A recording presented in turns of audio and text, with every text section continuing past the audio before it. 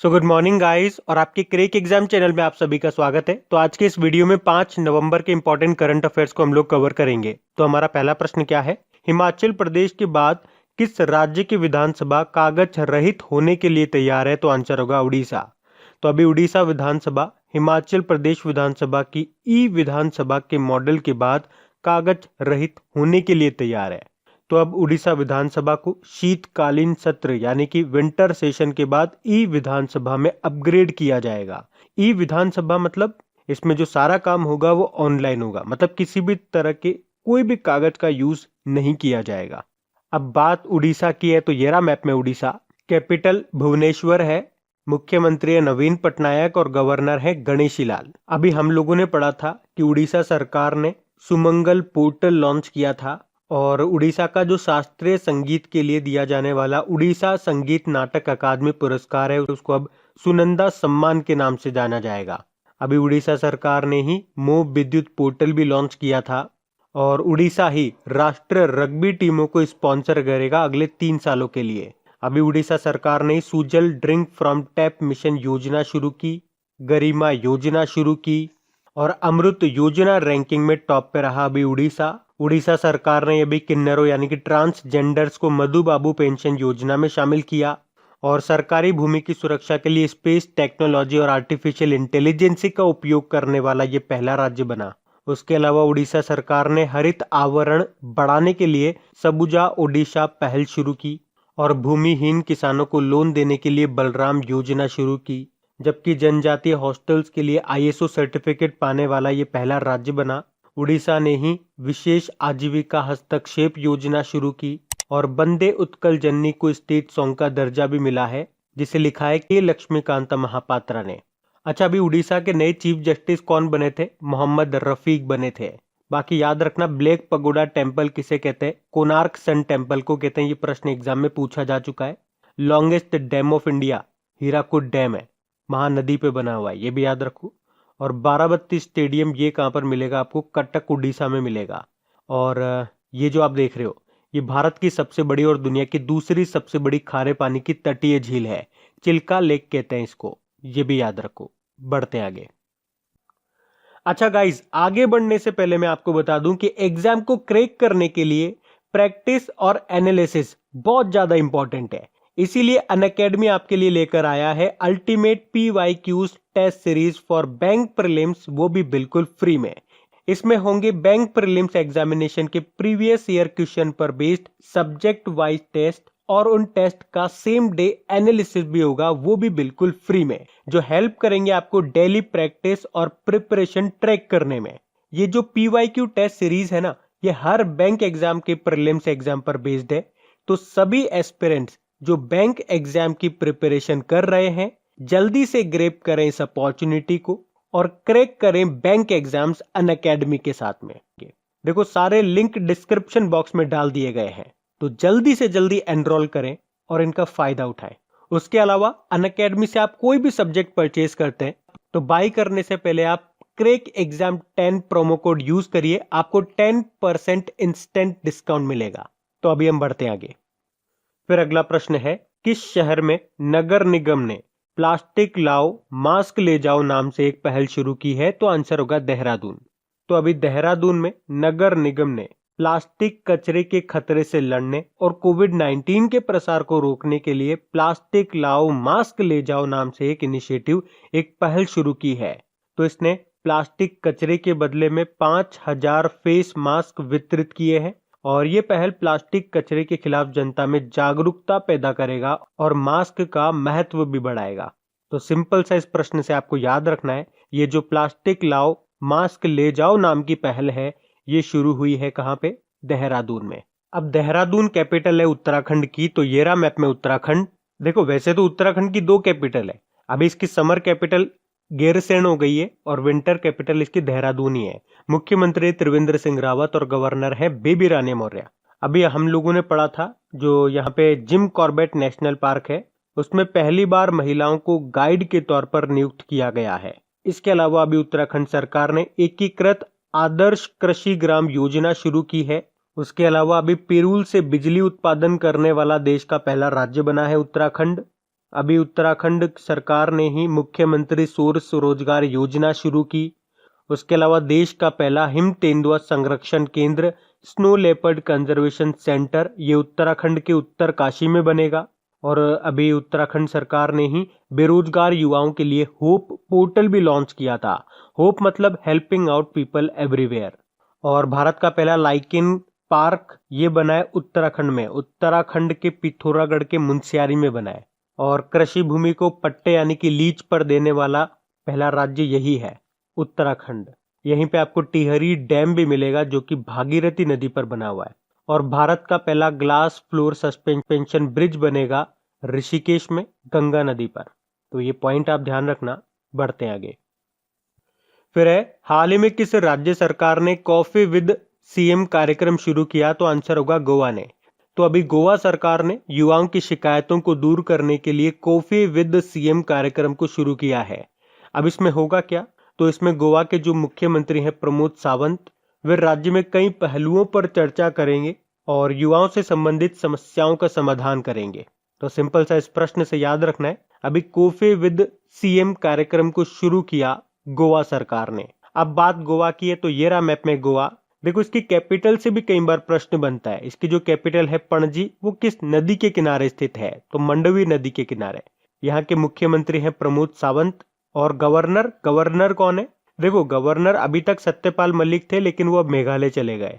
तो अब जो महाराष्ट्र के गवर्नर हैं भगत सिंह कोश्यारी, उनके पास गोवा का अतिरिक्त प्रभार है, एडिशनल चार्जेस है। उसके अलावा याद रखना देश का पहला GI स्टोर आपके गोवा में खुला है। और गोवा से 3 डेट में आपको बताता हूँ।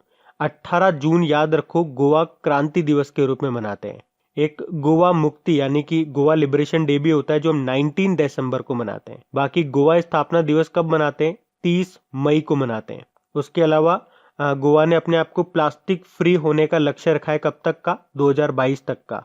और सौर ऊर्जा से चलने वाली जल टैक्सियों को शुरू करने वाला पहला राज्य भी आपका गोवा ही है। और गोवा में आपको एकमात्र एयरपोर्ट मिलेगा जिसका नाम है डेबोलिम इंटरनेशनल एयरपोर्ट।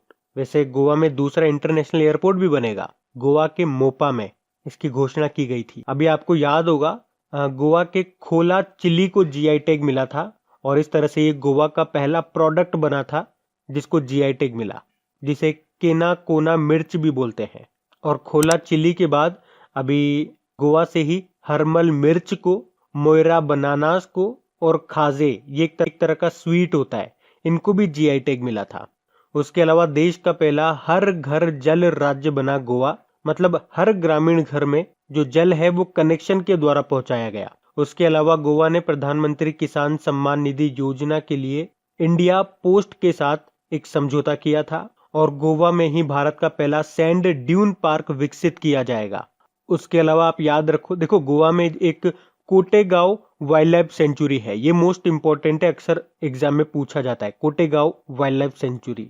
बाकी यहाँ पे एक मोलेम नेशनल पार्क भी आपको मिलेगा जिसे भगवान महावीर नेशनल पार्क भी बोलते हैं।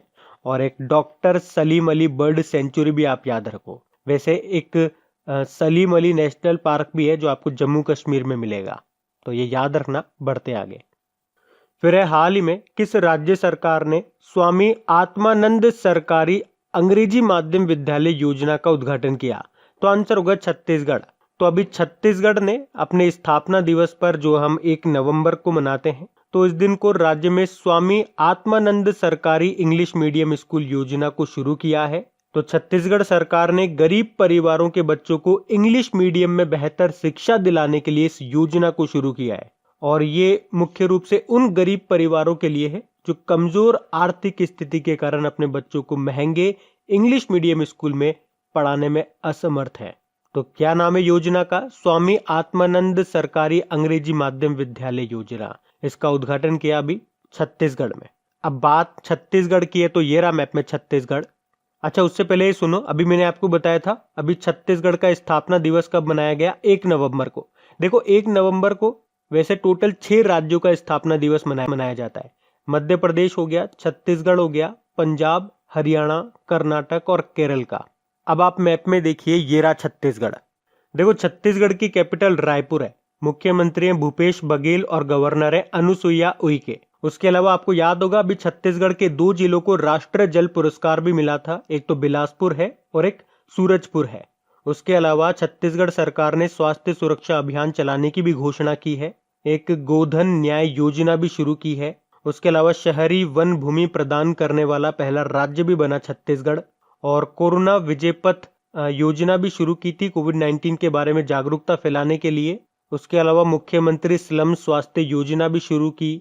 उसके अलावा पढ़ाई तुहार पारा योजना भी शुरू की, और इसी से मिलता जुलता एक पोर्टल भी लॉन्च किया था छत्तीसगढ़ सरकार ने, पढ़ई तुहर द्वार पोर्टल, तो वो भी याद रखना। बाकी आपको बता दूं तो इंदिरा वन मितान योजना शुरू की थी, और भारत की पहली राज्य स्तरीय ई लोक अदालत छत्तीसगढ़ में शुरू हुई, और छत्तीसगढ़ की मुख्यमंत्री दर्पण पोर्टल और मोबाइल एप्लीकेशन को एलाइट्स एक्सीलेंस अवार्ड 2020 मिला था। उसके अलावा पशुपालकों को लाभ पहुंचाने के लिए पशुधन न्याय योजना शुरू की थी, और छत्तीसगढ़ के मुख्यमंत्री ने रोजगार संगी मोबाइल एप्लीकेशन को लॉन्च किया। याद रखना छत्तीसगढ़ के कोरबा में बनेगा लेमरू एलिफेंट रिजर्व। और अभी छत्तीसगढ़ पुलिस कर्मियों को डिप्रेशन से बाहर निकालने के लिए स्पंदन योजना भी शुरू की थी। और छत्तीसगढ़ के जो पहले मुख्यमंत्री थे जिनका नाम था अजीत जोगी, उनका भी निधन हो गया। अभी छत्तीसगढ़ सरकार ने राजीव गांधी किसान न्याय योजना भी शुरू की थी, और छत्तीसगढ़ के अंबिकापुर में भारत का पहला गार्बेज कैफे खुलेगा, ये भी आप याद रखो। बाकी मैं आपको 3 नेशनल पार्क बताऊंगा जो अक्सर एग्जाम में पूछे जाते हैं, Indravati national park, Kinger valley national park और गुरु घासीदास नेशनल पार्क। ये मोस्ट इंपोर्टेंट है, ये अब छत्तीसगढ़ का चौथा टाइगर रिजर्व भी बन गया है, तो याद रखना। ये बढ़ते हैं। फिर अभी हाल ही में कर्नाटक सरकार ने किस क्रिकेट खिलाड़ी को आजीवन उपलब्धि पुरस्कार देने का फैसला किया? तो आंसर होगा शांता रंगास्वामी को। तो अभी पूर्व भारतीय महिला क्रिकेट टीम की कैप्टन शांता रंगास्वामी को कर्नाटक सरकार ने 2019 के लिए लाइफ टाइम अचीवमेंट अवार्ड से सम्मानित करने का फैसला किया है। इनके बारे में मैं आपको बता दूं, ये भारतीय महिला क्रिकेट टीम की पहली महिला कप्तान थी। और आपको ये भी बता दूं कि 1976 में पहली बार भारत की महिला क्रिकेट टीम का चयन हुआ था।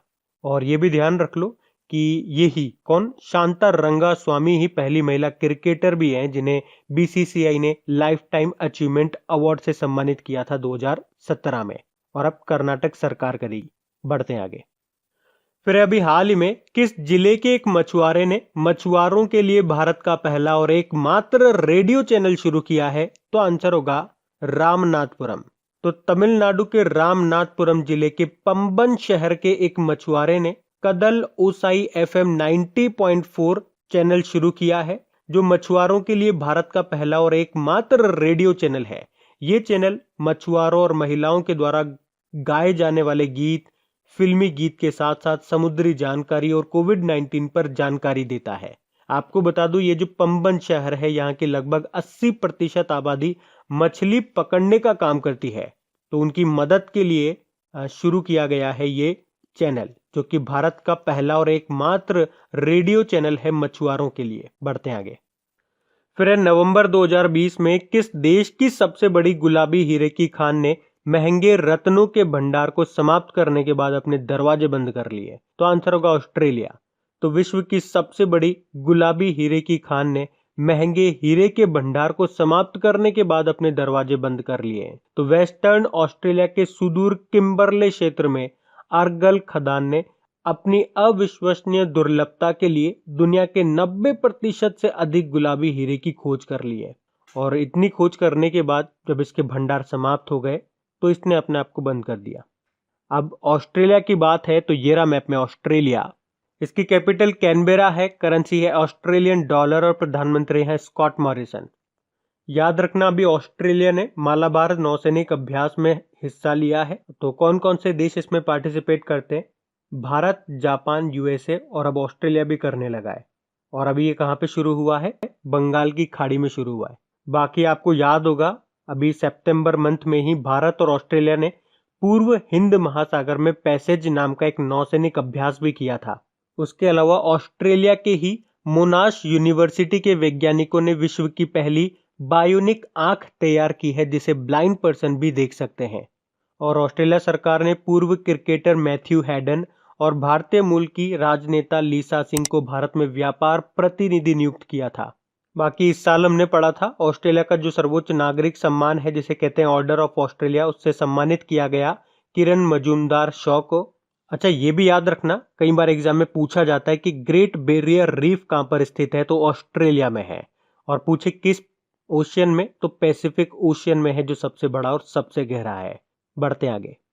फिर है WWF यानी कि world wide fund water risk filter के अनुसार 2050 तक कितने भारतीय शहर जल जोखिम का सामना करेंगे, तो आंसर होगा 30। तो अभी WWF वाटर रिस्क फिल्टर के अनुसार विश्व के जल जोखिम के लिए अति संवेदनशील 100 शहरों में से लगभग 1/3 भारत में है। तो ये एक ऑनलाइन टूल है जिसे world wide fund for nature के द्वारा डेवलप किया गया है। तो भारतीय शहरों की सूची में बात करेंगे तो जयपुर सबसे ऊपर है, उसके बाद इंदौर और ठाणे है। जबकि वैश्विक सूची में बात करेंगे तो Beijing, Jakarta, Johannesburg, Istanbul, Hong Kong जैसे शहर शामिल है इसमें। अच्छा, वर्ल्ड वाइड फंड की बात करेंगे तो इसका हेडक्वार्टर आप याद रख लो, ग्लैंड स्विट्जरलैंड में है। बढ़ते आगे। फिर है हाल ही में तंजानिया में किसे राष्ट्रपति पद के लिए चुना गया, तो आंसर होगा जॉन पोम्बे मगुफुली को। तो अभी जॉन पोम्बे मगुफुली को तंजानिया में दूसरे कार्यकाल के लिए भी राष्ट्रपति पद के लिए चुना गया है।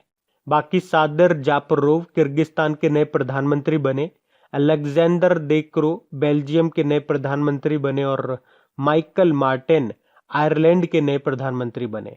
अब बात तंजानिया की है तो ये रहा मैप में तंजानिया, कैपिटल डोडोमा है, करेंसी है तंजानियन शिलिंग। बढ़ते आगे। फिर है हाल ही में किस भारतीय राज्य ने फोर्टिफाइड चावल के वितरण की योजना लॉन्च की, तो आंसर होगा छत्तीसगढ़। तो छत्तीसगढ़ के जो मुख्यमंत्री हैं भूपेश बघेल, उन्होंने अभी हाल ही में सार्वजनिक वितरण प्रणाली के माध्यम से फोर्टिफाइड चावल के वितरण की योजना को लॉन्च किया है। और इस योजना का उद्देश्य है कुपोषण और एनीमिया को कम करने में मदद करना। बाकी छत्तीसगढ़ के बारे में हम पीछे ही पढ़ चुके हैं, तो अभी हम बढ़ते हैं आगे। फिर अभी हाल ही में किस देश के बल्लेबाज एम सैमुअल्स ने क्रिकेट के सभी फॉर्मेट से संन्यास की घोषणा कर दी है, तो आंसर होगा वेस्ट इंडीज। तो अभी वेस्ट इंडीज के बल्लेबाज मार्लोन सैमुअल्स ने क्रिकेट के सभी फॉर्मेट से संन्यास की घोषणा कर दी है। अच्छा, इसी तरह से एक प्रश्न हमने कल भी पढ़ा था, ऑस्ट्रेलिया के जो क्रिकेटर हैं शेन वॉटसन, उन्होंने भी अभी क्रिकेट के सभी फॉर्मेट से संन्यास की घोषणा कर दी थी। और अब वेस्ट इंडीज के एम सैमुअल्स ने, तो इन दोनों के नाम आपको याद रखने और दोनों की कंट्री भी। बढ़ते हैं आगे।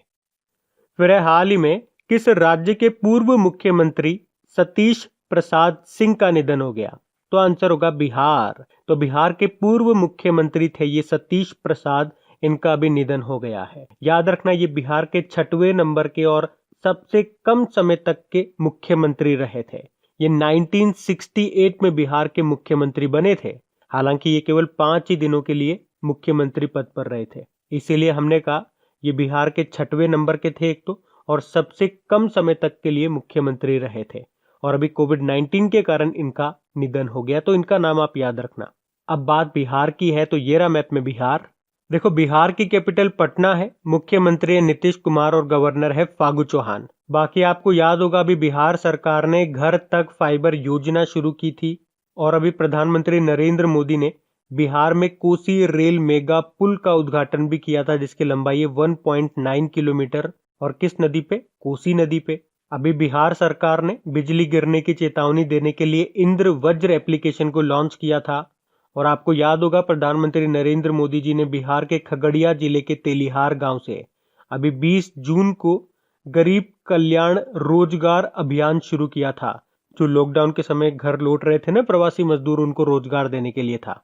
उसके अलावा आप याद रख सकते हो कि बिहार के भागलपुर में खुलेगा राज्य का पहला कछुआ पुनर्वास केंद्र, और भारत का पहला और एकमात्र डॉल्फिन वाइल्ड लाइफ सेंचुरी आपको बिहार में ही मिलेगा, जिसे कहते हैं Vikramshila Gangetic dolphin wildlife sanctuary. और ये प्रश्न पूछा जाता है कहीं, और एक और प्रश्न यहाँ से पूछा जाता है कि मधुबनी पेंटिंग ये किस राज्य से संबंधित है, तो बिहार से। और किस नदी को बिहार का शोक कहते हैं, तो कोसी नदी को कहते हैं। वैसे आपको याद होगा पिछले साल कोसी मोची जोड़ परियोजना को मंजूरी मिल गई है। यहाँ पे एक नेशनल पार्क आपको मिलेगा, वाल्मीकि नेशनल पार्क बाकी आप रायगिर वाइल्ड लाइफ सेंचुरी याद रखो और कैमूर वाइल्ड लाइफ सेंचुरी ये भी याद रखो। अच्छा, बिहार दिवस कब मनाते हैं अपन? 22 मार्च को। वैसे 22 मार्च को एक इम्पॉर्टेंट डे भी होता है, वर्ल्ड वाटर डे, वो भी याद रखो। अब बात करेंगे कल के वीडियो में पूछे गए प्रश्न के उत्तर की। तो कल के वीडियो में आपसे पूछा गया था कि अभी यूनेस्को ने भारत के किस टाइगर रिजर्व को बायोस्फीयर रिजर्व का दर्जा दिया? तो आंसर होगा पन्ना टाइगर रिजर्व, जो कि मध्य प्रदेश में है। आप सभी ने प्रश्न का बिल्कुल सही उत्तर दिया है। और गाइस, अगर वीडियो को अभी तक आपने लाइक नहीं किया है तो प्लीज इसे लाइक जरूर कीजिएगा और इसे अपने दोस्तों के साथ में शेयर जरूर करना। तो गाइस, इन सभी क्वेश्चंस का क्विज बना करके मैंने एप्लीकेशन पे अपलोड कर दिया है। तो अगर आपने वीडियो बिल्कुल ध्यान से देख लिया है तो वहां जाइए और इन सभी क्वेश्चंस का आप प्रैक्टिस लगा लीजिए, ताकि ये सारे क्वेश्चंस आपको अच्छी तरीके से याद हो जाए। और जो नए स्टूडेंट इसे पहली बार देख रहे हैं, आपको बता दूं कि क्विज में अब रैंकिंग फीचर भी ऐड हो चुका है।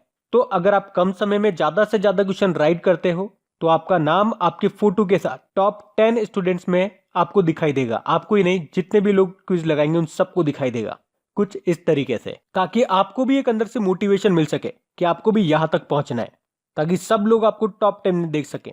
और वैसे भी आप तो आपके इन करंट अफेयर्स का रिवीजन करवाने के लिए मैं इसका ऑडियो भी तैयार कर रहा हूं। तो दिन में 4 से 5 मिनट निकाल करके वो आप ऑडियो सुन लीजिए, ताकि आपका इन करंट अफेयर्स का फिर से रिवीजन हो जाए। क्योंकि आपको पता है चीजों को पढ़ना इंपॉर्टेंट है, लेकिन समय समय पर उनका रिवीजन करना बहुत ज्यादा जरूरी है। रिवीजन नहीं करोगे तो वो सारी चीजें आप भूल जाओगे। तो आप ही के लिए मैं इसका रिवीजन ऑडियो तैयार कर रहा हूँ। तो उस ऑडियो का लिंक मैंने नीचे डिस्क्रिप्शन में दे दिया है, वहां जाकर के आप मुझे फॉलो कर लीजिए। और फॉलो करने के बाद में पास में जो बेल आइकन आएगा आप उसे जरूर दबा लेना, ताकि जब भी मैं ऑडियो अपलोड करूं उसका नोटिफिकेशन आपको मिल सके। और एप्लीकेशन अगर अभी तक आपने डाउनलोड नहीं किए तो उसका लिंक भी आपको नीचे मिल जाएगा। वहीं पे आपको क्विज, वीडियो, पीडीएफ सब मिल जाएंगे। तो इस प्रश्न का उत्तर आता है तो कमेंट बॉक्स में जरूर टाइप करिए। चलिए अब मिलते हैं करंट अफेयर्स के रिवीजन वीडियो में। Thank you guys.